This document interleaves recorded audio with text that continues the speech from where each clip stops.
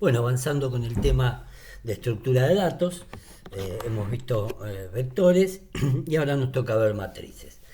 Una aclaración antes de continuar, a los vectores o las matrices se les llama también en informática arreglos unidimensionales, o sea, de una sola dimensión, a los vectores y arreglos bidimensionales a las matrices. Existen también arreglos multidimensionales, o sea, donde hay varias dimensiones. Como el nombre lo indica, en una matriz,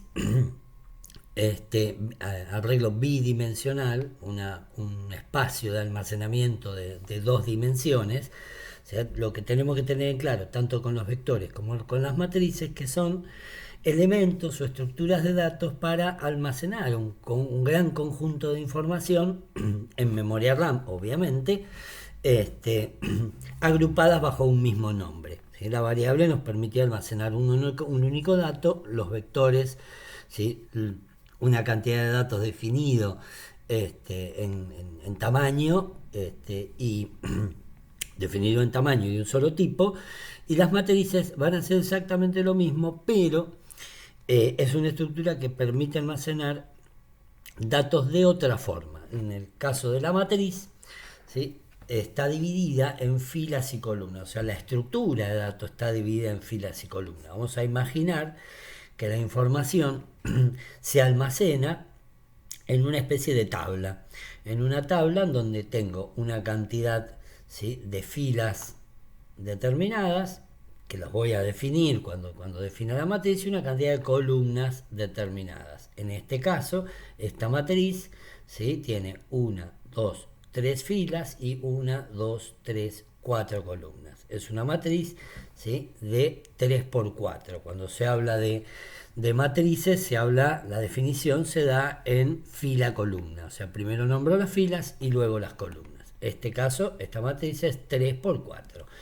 Si nos fijamos acá, esto de arreglo bidimensional, estoy diciendo que es una matriz de 3 por 4, en donde en cada posición, en cada espacio de esta matriz, almacenaré un dato siempre, siempre, siempre de un mismo tipo. O sea, si yo voy a almacenar enteros, todos los valores que va a contener la matriz van a ser números enteros. Si yo voy a almacenar caracteres, todos los valores serán caracteres. Esa es el concepto, la vista conceptual de una matriz. Bien, entendiendo esto, entendiendo que una matriz es una estructura de datos, algo que me permite almacenar mucha información bajo un mismo nombre, solo que ahora, en vez de tener un índice para indicar, como en el caso del vector, un índice para indicar la posición se indica con dos valores. ¿Sí? Esto es una especie de batalla naval si alguna vez jugaron. Es decir, ¿dónde está el barco? El barco está en la fila tanto, la columna tanto. ¿Sí? Digo, fila, en este caso, fila 2, ¿sí? Bueno, fila 1, perdón, las matrices, tanto como los vectores, comienzan en 0, fila 1, columna 1. Ahí se encuentra el dato. Veamos un ejemplito un poco más detallado acerca de las posiciones. Cuando yo defino una matriz, esta matriz es de cuántas filas y cuántas columnas. Tengo 1, 2, 3, 4 filas, 1, 2, 3, 4, 5 columnas. Es una matriz de 4 por 5. ¿Sí? En total me permite almacenar, esto es importante también, 4 por 5, 20 datos. Puedo almacenar 20 valores en esta estructura, en donde el primer valor va a estar en la posición fila 0, columna 0, el segundo en fila 0, columna 1, fila 0, columna 2, fila 0, columna 3, fila 0, columna 4, y así sucesivamente. ¿Sí? El índice determina las columnas, el índice derecho las columnas y el índice izquierdo las filas. No tenemos mucho más. Tenemos que comprender que es una estructura de datos que me permite almacenar un montón de valores, una cantidad finita siempre de valores en esta estructura. En vez de el índice ser único, como en el caso del vector, hay dos índices, uno que controlará las filas y otro que controlará las columnas. Dicho esto, que no tiene más, es tan simple como esto el concepto, pasamos a ver cómo se maneja desde el lenguaje C.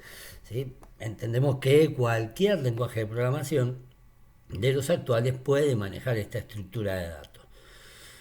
En lenguaje C, ¿cómo declaro una matriz? ¿Sí? ¿Cómo digo que voy a utilizar una matriz?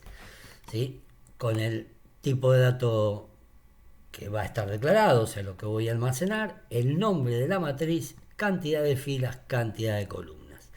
Ejemplo, una matriz de enteros llamada A, de 3 filas y 3 columnas. Es importante reconocer una cosa, fíjense en que la cantidad de filas y columnas no tiene por qué ser un cuadrado perfecto, o sea 3 por 3, sino acá habíamos definido una matriz de 4 por 5, podría ser de 5 por 4, de 7 por 8, de 10 por 10, de 10 por 11, lo que necesitemos. Siempre hay que tener en cuenta que la cantidad de datos, cuando digo que es una matriz de 4 por 5, almacena 20 datos. Cuando digo que es una matriz de 3 por 3, almacena 9 datos. Bien, ahora, ¿cómo controlo esto del lenguaje? Definir la estructura, el espacio de almacenamiento. Es importante comprender también que cuando uno define una estructura de datos, se está reservando un espacio de memoria RAM de tantas posiciones de memoria. Es decir, una matriz de enteros llamada A de 3 por 3, 3 por 3 voy a definir 9 posiciones de memoria en la RAM que van a quedar reservadas, que el sistema operativo, que el compilador no las puede usar para otra cosa, quedan esas 9 posiciones de memoria reservadas, llamadas matriz A de enteros. ¿Esto qué significa? Un entero, esto hay que recordar cuando se definieron datos, ¿sí? Un entero reserva un espacio de 16 bits en la memoria. Por lo tanto, se reservarán 9 espacios de 16 bits en la memoria. Esto es importante tenerlo en cuenta al momento de comprender cuánta memoria voy a consumir para almacenar la información que necesito. Por lo tanto, sobredimensionar una matriz, o sea, yo necesito almacenar 9 datos, como en este caso, pero dimensiono una matriz de 10 por 10. ¿Qué estoy haciendo? Estoy desperdiciando memoria. Esto es importante tenerlo en cuenta, sobre todo si trabajan después con un microcontrolador y deciden utilizar una estructura de datos de este tipo, que a veces es útil en la electrónica cuando necesito tomar valores del exterior. Pensemos en un ejemplo con microcontrolador, tomar valores del exterior y almacenarlos. ¿Sí? Es importante que tengamos claro cuánta memoria está consumiendo esta definición. Bien, dicho todo esto, hemos declarado una matriz y ahora vamos a ver cómo se opera o cómo se cargan los valores y cómo extraigo los valores de la matriz, tanto como lo vimos con el vector. Y un pequeño código para poder entender el procedimiento de carga de la matriz que vamos a contar lentamente. Definimos una matriz de enteros de 3 por 3 llamada matrix. ¿Sí? Definí una variable fila 0 y la puse en 0. Definí una variable columna y la puse en 0. Ahora, ¿para qué definir las variables fila y columna? Justamente para controlar los índices fila y columna de la matriz. Es importante, por esto lo aclaro porque he visto cuando en los ejercicios que han entregado, es importante que inicialicemos las variables. O sea, no importa que acá la vuelva a inicializar. Cuando yo declaro una variable, debo inicializarla, es decir, poner un valor inicial, en este caso 0. ¿Por qué? Porque después eso puede afectar el resto del programa. Entonces, declaro e inicializo una variable llamada fila, declaro e inicializo una variable llamada columna. Y después me meto dentro de dos ciclos, un ciclo dentro del otro. Analicemos un poquitito qué va a hacer cada uno de estos ciclos. Obviamente la palabra columna va a controlar el índice de columnas, la palabra fila va a controlar el índice de las filas. Pero fíjense en la particularidad. Este ciclo for interno, ¿sí? Va desde 0 hasta 3 y va incrementando de a 1. De 0 a 3 e incrementa de a 1. Y este ciclo for hace exactamente lo mismo, va de 0 a 3 incrementa a 1. Pero tengo que comprender que si los ciclos están anidados, o sea, este for está dentro de este for, ¿sí? Por cada 3 veces de este ciclo, ¿sí? Cuando se cumple un ciclo completo de esto, recién cuando se cumple un ciclo completo de este, voy a cumplir un ciclo completo de esto. Por lo tanto, si yo digo columna 0, fila 0, inicialmente los dos valen 0, entonces el valor que voy a colocar, la posición que voy a colocar está en la fila 0, columna 0, en la primera vuelta del ciclo. ¿Qué pasa? Este ciclo no terminó, entonces ¿quién cambia? Columna. Entonces voy a decir fila 0, columna 1, porque columna se incrementó en 1 y fila todavía no, porque estoy dentro de este ciclo. Entonces fila 0, columna 0, fila 1, fila 0, columna 1, fila 0, columna 3.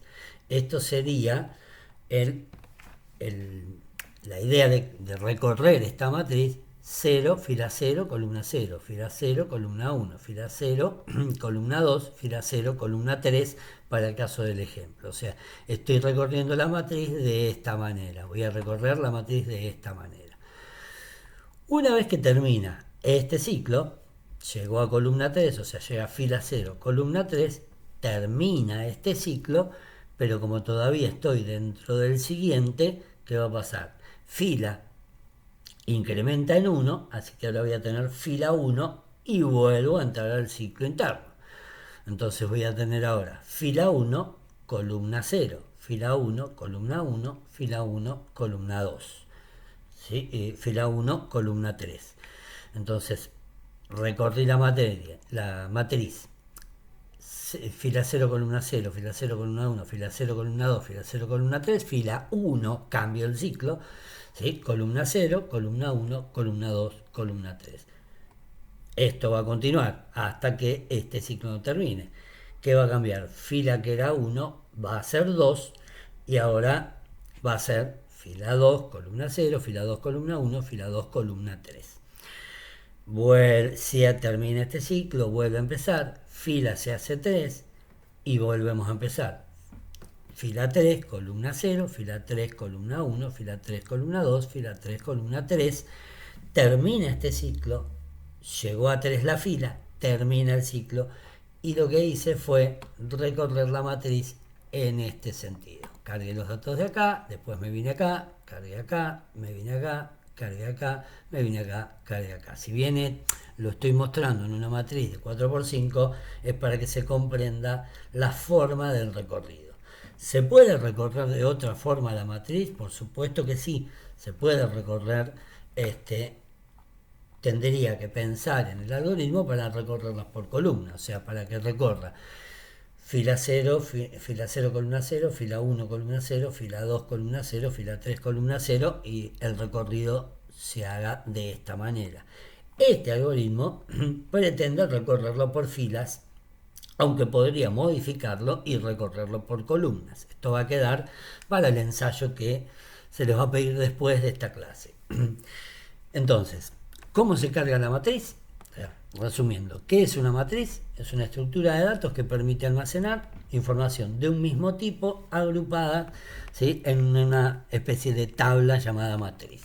Tanto para la carga de los valores dentro de la matriz como para la extracción de valores, ¿sí? Aquí estamos viendo la misma estructura con los dos ciclos for, en donde lo único que cambia es que en vez de haber un scanf hay un prif.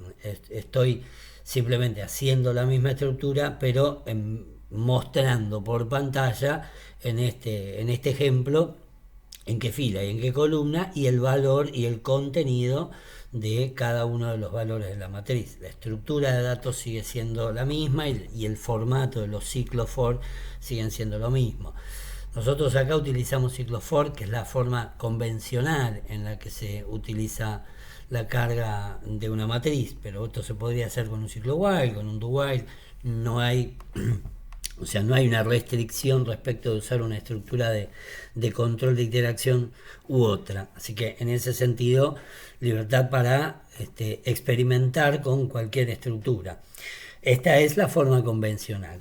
Básicamente, los dos ciclos recorren la matriz, como decía antes, por fila o por columna.